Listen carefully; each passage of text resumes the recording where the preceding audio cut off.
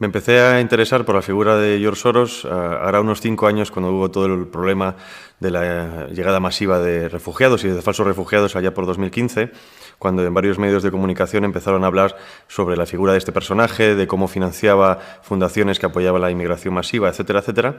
Me ha servido para comprender, ver más allá de lo que tradicionalmente entendemos como sociedad, ver un poquito los entresijos que hay detrás del poder, tanto el poder económico, el poder político, cómo ambos están unidos para conseguir obviamente los intereses comunes y entender un poquito cómo funciona mejor. George Soros viene de una familia media húngara, judía. Estudió en la London School of Economics, una de las más importantes del país, y allí conoció a Karl Popper, al filósofo que creó la idea de sociedad abierta.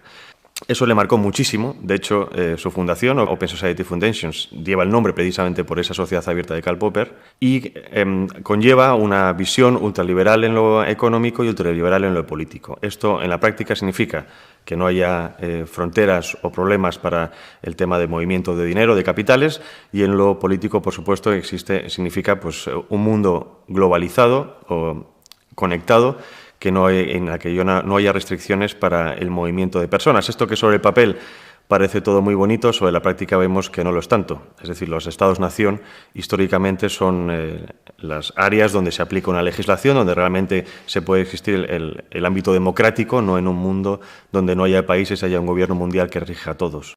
¿Por qué ha creado esta red o por qué ha creado esos tentáculos? Porque sabe muy bien, precisamente a través de ese poder económico que le ha dado un conocimiento del poder político, sabe muy bien cómo funciona todo esto y es a base de entresijos de fundaciones, de asociaciones que influyen en la opinión pública. Es decir, modificar la opinión pública para que la gente acepte cosas que antiguamente no aceptaban.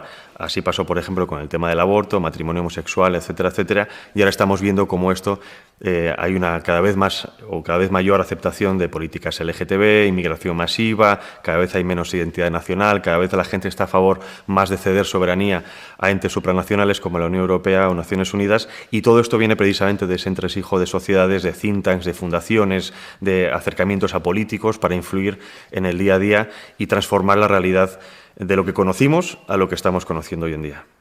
Una cosa lleva a la otra y viceversa. Él precisamente consigue el poder económico y esa plataforma económica de poder económico le permitió alcanzar el poder político. Por lo tanto, primero es un poder económico y después consigue un poder político. También hay que decir que este hombre, muy inteligente, no da puntadas sin hilo. Y él, como buen especulador financiero, siempre intenta sacar un rédito económico de los problemas políticos. Y si bien es cierto que hay una unión entre ambos, obviamente los separatistas quieren alcanzar la separación política, Soros ahí ve un interés, es decir, ¿cómo puedo romper España? No porque España sea un país como España, sino porque es un país importante dentro de la Unión Europea, uno de los más importantes. Entonces, ¿qué puedo conseguir de esto? Él tiene un interés, siempre lo ha dicho en varias entrevistas, ha reconocido que las identidades nacionales tradicionales eran un estorbo para conseguir ese nuevo orden mundial, que significa obedecer a un solo gobierno o al menos a que la soberanía nacional pase a entidades supranacionales. Obviamente los separatistas le permitían alcanzar eso. ¿Qué esto significa? Atomizar las naciones, atomizar las sociedades.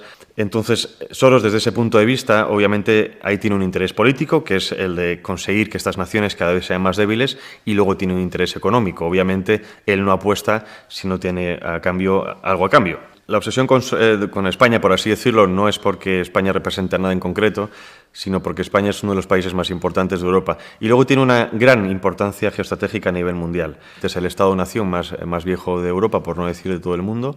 Si se consigue romper España, estás enviando un mensaje a muchos países. Estás diciendo, fíjate lo que he hecho con este país, ten cuidado con lo que puedo hacer con el tuyo. España, se suele decir por parte de algunos globalistas, y lo han reconocido, que es un campo de ensayo, una especie de campo de prácticas de estas políticas subversivas, de políticas multiculturales, globalistas, que si funcionan se aplicarían en otros países. Por eso España es un objetivo prioritario. La agenda global existe, de hecho están los papeles aprobados en la ONU y en otros organismos supranacionales recientemente, que se intenta promover precisamente todo ese tipo de políticas LGTB, aborto, eutanasia, etcétera, etcétera. Hay que entender que este tipo de personas, la gente con tanto poder, no es porque tenga un interés real de defender a ese colectivo, seguramente el colectivo LGTB o el feminista le dé exactamente igual, simplemente ver estos colectivos como desde un punto de vista utilitario. ¿Qué pueden darme a mí dentro de mi proyecto de consecución de mis políticas a nivel internacional? Por lo tanto, el interés de esto es evidentemente enfrentamiento social, atomización social. El nivel de enfrentamiento cada vez va en aumento, por lo tanto, la cohesión social frente a problemas externos o internos es menor.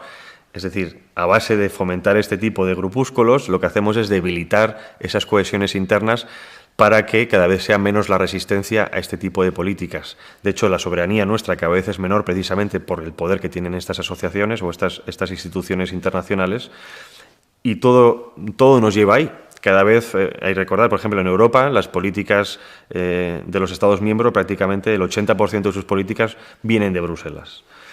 Entonces, todo esto sirve para cada vez más debilitar el Estado, que el Estado quede simplemente como un Estado regidor burocrático que impone políticas aceptadas a nivel internacional, pero que no defienda los intereses de la nación. Recordemos que las leyes LGTB o la ideología de género no es otra cosa que es políticas enfocadas a la confusión.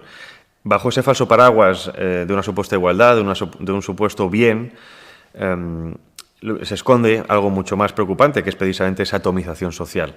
Pero lo que estamos viendo es que estas políticas LGTB han pasado de pedir la no censura a ser políticas que aplican censura al disidente, ¿no? En España tenemos las leyes LGTB que imponen multas a personas que intenten ayudar a este tipo de personas, incluso aunque ellas quieran recibir ese tratamiento. Tenemos las charlas en los colegios, esas políticas, por ejemplo, en las que llegan a niños pequeños en las escuelas y les dicen que da igual que seas hombre o mujer, tú puedes decidir lo que quieras ser. Que, por ejemplo, se sexualiza tempranamente para pervertir a esos niños y hacerlos mucho más maleables de cara al futuro, para que sean adictos a ciertas sustancias o a ciertos comportamientos sexuales.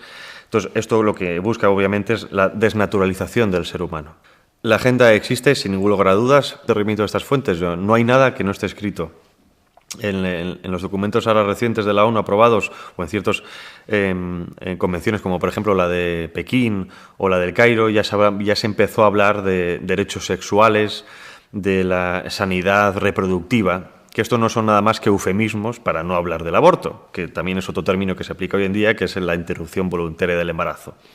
Y todo esto viene de esas políticas de género que se aplican a nivel internacional, que al decirnos, obviamente, si hay un derecho sexual y hay una necesidad sexual, unos impulsos sexuales, hay que saciarlos.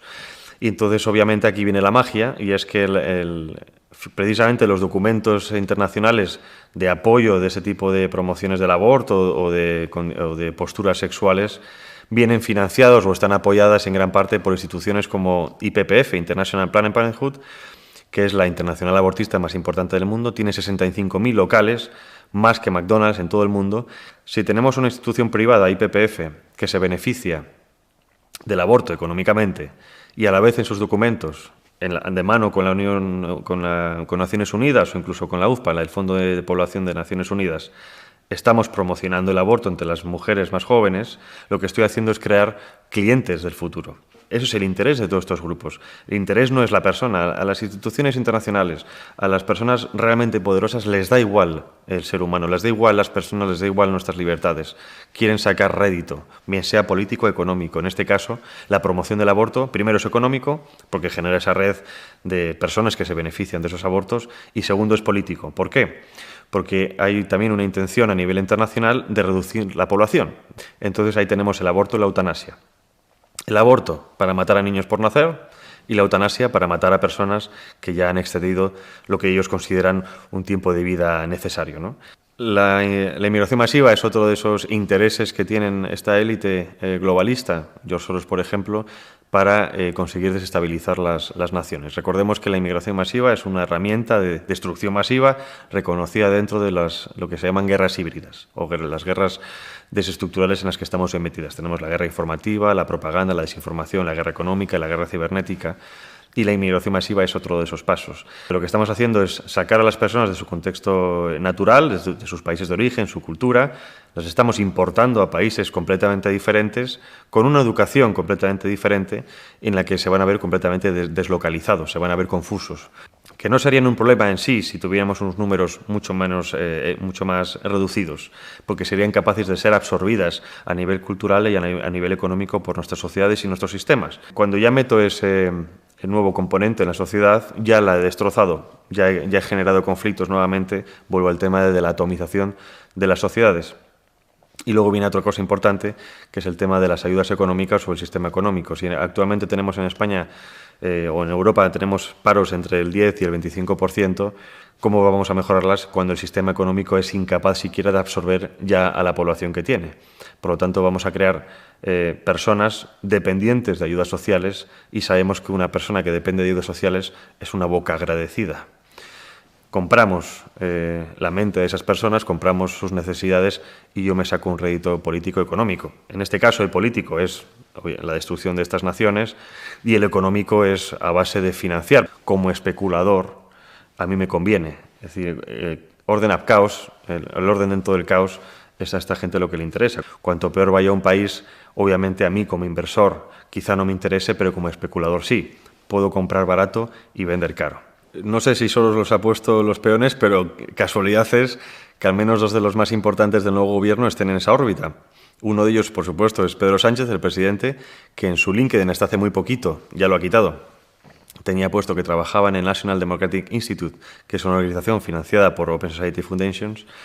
Luego, después, el mismo Pedro Sánchez, cuando consiguió la presidencia después de la moción de censura a Rajoy, se reunió fuera de agenda con George Soros, nada más llegar al poder. Se ha reunido más veces, de hecho el Consejo de Transparencia ha exigido que el PSOE documente e informe a este Consejo sobre qué reuniones han tenido, qué se ha tratado, y el PSOE se ha negado a dar esa documentación, por lo tanto ya podemos sospechar que nada bueno.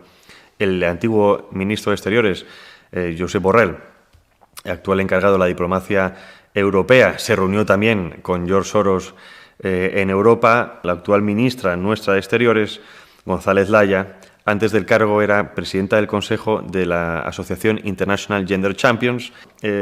Obviamente creo que nunca lo han tenido mejor los agentes globalistas con el actual gobierno de España, pero sí que es cierto que a mí me sorprende que los políticos que supuestamente tienen que buscar nuestro bien se estén vendiendo a personajes de este tipo.